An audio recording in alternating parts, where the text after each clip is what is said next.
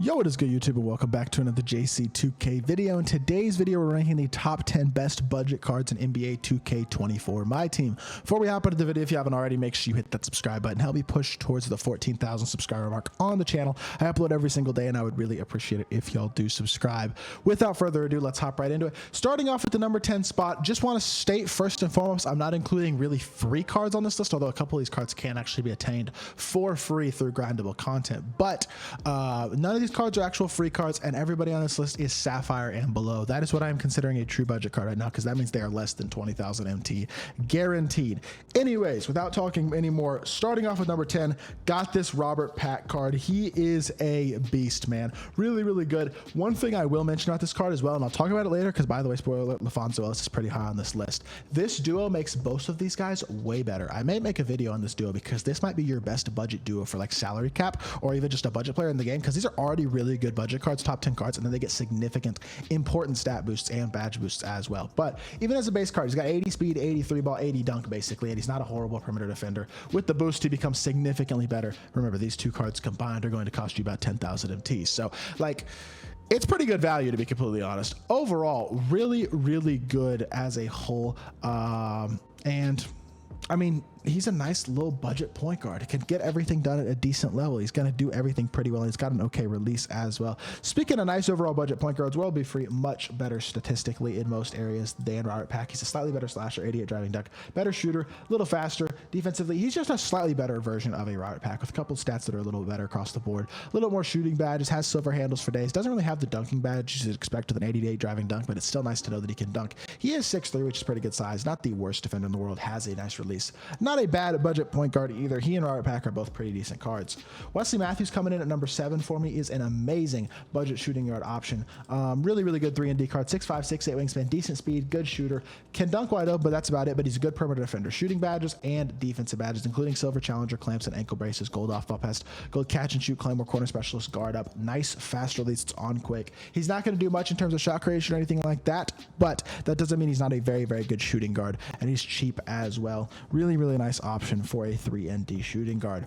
A great offensive small forward is who I'm going to have at number 7, Chandler Parsons. I did do gameplay with this card a few days ago. If y'all want to go check that out, I like this card. 6'9", wingspan, good size at small forward. Not crazy fast, not an incredible dunker, but he's not slow or terrible at dunking either for a small forward. Defensively, he's very poor. Offensively, he's very nice, has a nice release, shoots the ball really well, good 3-point rating, moves pretty well as well. MJ dribble style, PG escape is really good, and then this release as well is very solid. Overall, a really nice budget card at the 3 is what I would say just Chandler Parsons is offensively, being 6'9". Just a really nice all-around option that I was pretty impressed with when I did gameplay with him. Although, kind of take a step up here with Trevor Ariza, who's a really good 3-and-D small forward. More versatile than Chandler Parsons. He's about similar in speed, a little faster, but similar as a shooter. Not quite as good of a shooter. About the same as a dunker, maybe a little better with silver posterizer and silver fast twitch, 80 driving dunk. But perimeter defense is much better. He's got some nice defensive badges. Has a decent release. Doesn't move crazy well or anything, but overall, I do think he's a better all-around card because he's a much better defender and a little bit better slasher. So it makes up for him not being quite as good of a playmaker or a shooter as Chandler Parsons. I like this Ariza card. Really nice budget small forward. You can use these types of cards. A card like Ariza can be used at a competitive level because he can compete against an Amethyst Scottie Pippen. There's not a gigantic difference between those cards in a competitive setting because they do around the same amount of stuff on the court.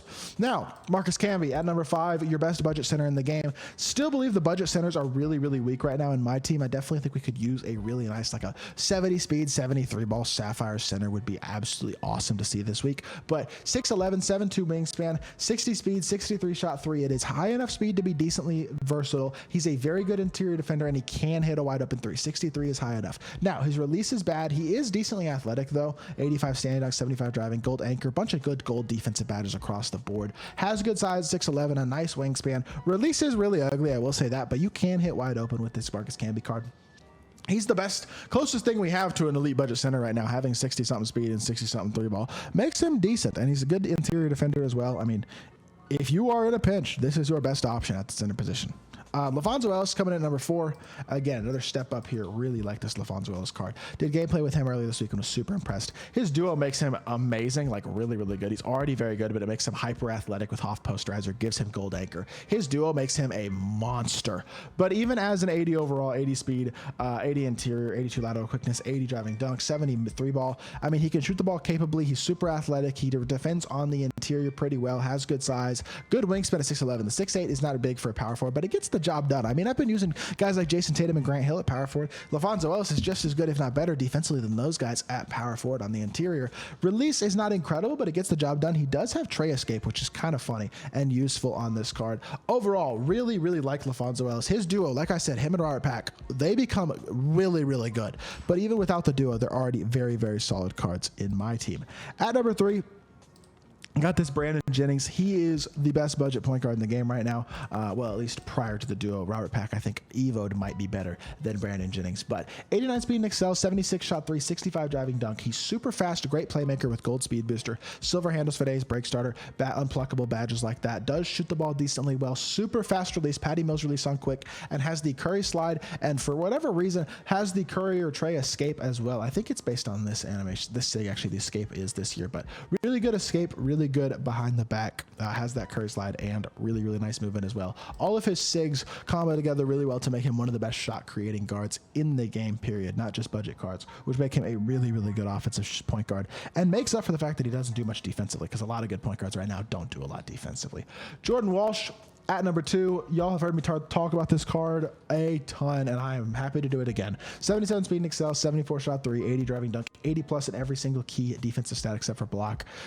Silver break starter, challenger, chase stars, clamps, pick dodger, pogo stick, bronze interceptor, gold workhorse. He's athletic. He dunks the ball well, has a big player build, defends his butt off. Really nice release as well. One of my favorite budget cards in the game, a 3 that I think can compete against the best small forwards in the game. I would have no problems whatsoever running this card as my backup small forward instead of Jason Tatum or Grant Hill if I didn't already have those cards locked in. Honestly, if this Jordan Walsh card had come out before Jason Tatum, before I locked Jason Tatum in, and if Grant Hill wasn't required for Shaq because I'd already locked him in, he would be playing at my backup small forward position. That's how high on this card I am. I would have no problems playing him in a competitive God Squad. He is a really, really good card. And then starting at number 1, another guy who I'd have no problems playing, honestly, competitively, would be Marcus Smart at the 2 if you put him next to a shot creator. At the 1, he can be a really good card as well. He's got capable speed, capable shooting. Not an amazing dunker, but defensively, he is a monster. Super versatile defender, defends on the interior as well, but amazing on the perimeter, and his release is phenomenal. Trade dribble style is one of the 3 best dribble styles in the game as well, which helps him move. Super fast release and has the normal fade. One of the most quality defensive cards in the game. I think he's basically Bruce Bowen on the defensive end of the court. Honestly, I think he's very, very good. He's basically a better Bruce Bowen, or is he better than Bruce Bowen? I'm not sure, but he's on that same level. Borderline top 10 shooting guard in the game. I'm really, really big fan. Although I will say this, I think I did this wrong. I'm still putting Jordan Walsh at 1 because I have Jordan Walsh probably top 10 small forwards right now. I don't think Marcus Smart makes my actual top 10 shooting guards. So I'm going to give the edge to Jordan Walsh, but very, very good cards, especially these top 4 or 5 guys, maybe 6, can really get the job done and fill spots for your team if you are new to the game or need somebody to fill a spot in the pinch. So hopefully y'all did enjoy the video. If you did, make sure you hit that like button, leave a comment, and subscribe. I'll be back with more 2K content very, very soon, and I appreciate y'all. Peace.